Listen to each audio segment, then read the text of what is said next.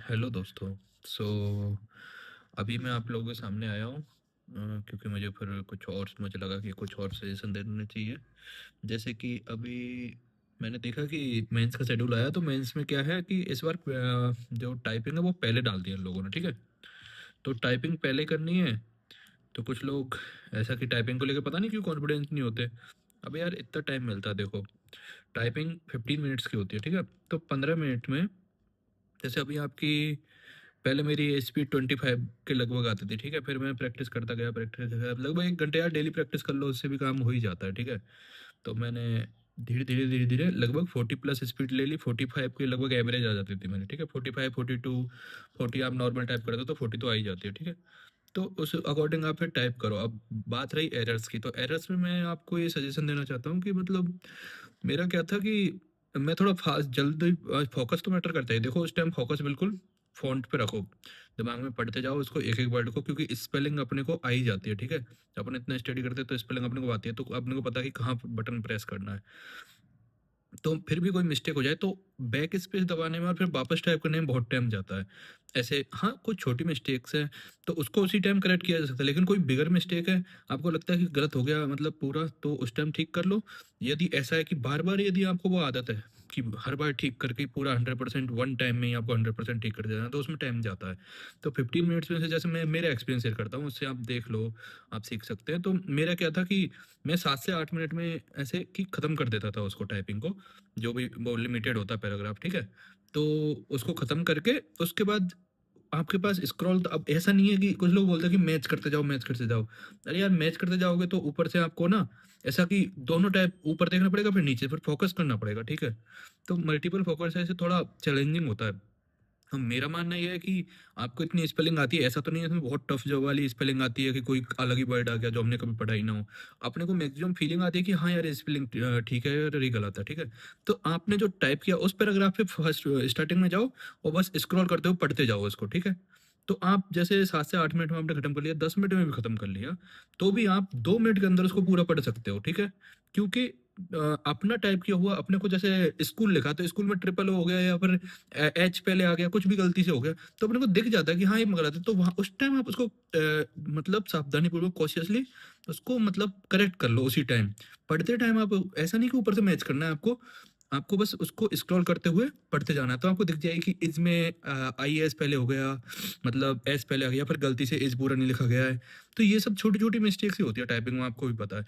तो उनको आप ठीक कर सकते हैं। उसी टाइम स्क्रॉल करते हुए जाओ और बस करेक्ट करते जाओ, स्क्रॉल करते हो तो आप 2 से ढाई मिनट में, मुझे लगता है एक बार में वन टाइम उसको करेक्ट कर लोगे। यदि आपके पास दोबारा भी टाइम मिल जाता, जैसे मेरे पास दोबारा भी टाइम मिल गया था, मैंने मेरे से 3 से 4 मिस्टेक मैंने करेक्ट की थी वन टाइम में, उसके बाद दोबारा देखा तो मैंने देखा ही नहीं कोई, मे बी वो कोई स्पेस बार एक्स्ट्रा हो गया उससे ज़्यादा। तो ऐसा मतलब जो दिखने वाली स्क्रीन है वही आपको गड़बड़ हो सकती है, बाकी आप ऐसे स्क्रॉल करके जैसे ठीक करते जाओगे तो मुझे लगता है कि ज़्यादा बेटर रहेगा, बजाय इसके कि आप कोई पेपर लो और उसको हाइड करो और फिर स्क्रॉल करते हुए जा रहे हो, देखते जा रहे हो एक एक लाइन ऐसा। बस ये है कि टाइपिंग में उसी टाइम टाइपिंग अपनी वो तो आपको पता ही है, आपने सीखी है टाइपिंग, मेरे को उसको कुछ बतानी नहीं, मेरे को बस ये चीज़ बतानी थी कि आप एरर करेक्शन अपना एरर कम से कम कर सकते हैं लास्ट टाइम में, क्योंकि टाइम तो देखो बचता ही है यदि।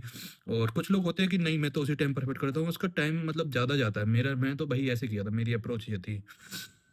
बाकी हाँ, पेपर के अप्रोच की बात रही कि पेपर कैसे अप्रोच करना है, तो वो थोड़ा लॉन्ग ड्यूरेशन है, लेकिन फिर भी मैं ऐसे कि 3 राउंड में पेपर को करता था कि वन टाइम में एक बार क्वेश्चंस जो भी मेरे को आते जा रहे वो कर लिए। तो वो उससे क्या है, फिर आप टेस्ट भी देते हो तो आपको यही कॉन्फिडेंस आता है। वन टाइम यदि करते जाओगे तो आपको क्या है, जैसे आप 25th क्वेश्चन पे पहुंचे, ठीक है। आप पहुँच ही नहीं पाए, मे बी आप 18 पे, 17, 19 पे ही अटक गए और आपको लग रहा है कि नहीं यार ये तो ईगो पे ले लिया, इसको ठीक करना है, ये तो मेरे को ऐसा क्वेश्चन में करके आया था लेकिन ये तो गलत हो रहा है, नहीं करके ही मानना है। तो फिर आपका 25th क्वेश्चन में भी बहुत ईज़ी हो, ठीक है? मे बी बिल्कुल ईज़ी वाला क्वेश्चन 25th पढ़ाओ, 24th पढ़ाओ।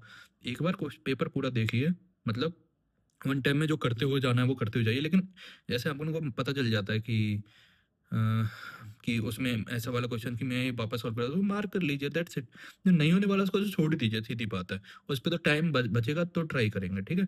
तो वन टाइम में एक बार चली जाएगी, वापस आओगे तो कॉन्फिडेंस बूस्ट हो जाता है अपना कि हाँ, मैंने एक बार पेपर रिव्यू कर लिया है, अभी अब मेरे को दोबारा अटेम्प्ट करना है।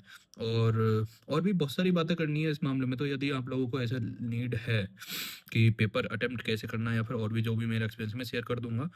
और डेली क्विज़ेज़ ये है कि मैं अड्डा 247 पे डेली क्विज़ेज़ आते हैं, वहाँ पे जो रिसेंटली मतलब मोस्ट रिसेंटली जो एग्ज़ाम्स हुए इंडिया में कहीं भी, उनके सब्जेक्ट वाइज़ सेक्शनल 10-10 क्वेश्चन्स आते रहते हैं, 5 क्वेश्चन्स आते हैं। डेली क्विज़ेज़ सॉल्व करते जाओ, क्योंकि वो करंट अफेयर्स जैसे आप लोगों को करंट अफेयर्स अटेम्प्ट करना है। मतलब कुछ-कुछ करंट अफेयर्स का कोई गारंटी नहीं है कि आ ही जाए। फिर भी नज़र में रहता है, क्या ही टाइम लगता है उसको यार, 10-5 मिनट लगता है उसको करने में। डेली के जैसे सब्जेक्ट वाइज करते हो, जीके के कहीं बैठ लो, इंग्लिश के और जीके के कभी भी निपटा लो, सीधी बात है। रीजनिंग भी ईजी रहती है। तो मेरा ये मेन फोकस जीके और इंग्लिश की प्रिपरेशन पे, डेली क्विजेज सॉल्व करके, क्योंकि इससे क्या है, अपने को जो रिसेंट में क्वेश्चंस आते आते जा रहे हैं उनके बारे में अपने को अवर भी हो जाता है कि भाई कि ऐसे ऐसे क्वेश्चंस, ये ऐसे इस टाइप के क्वेश्चंस पूछे जा रहे हैं आजकल, ठीक है? और जो भी और कोई आपको डाउट है या फिर क्वेरी है तो आप कमेंट कर सकते हैं, ठीक है? Thank you so much.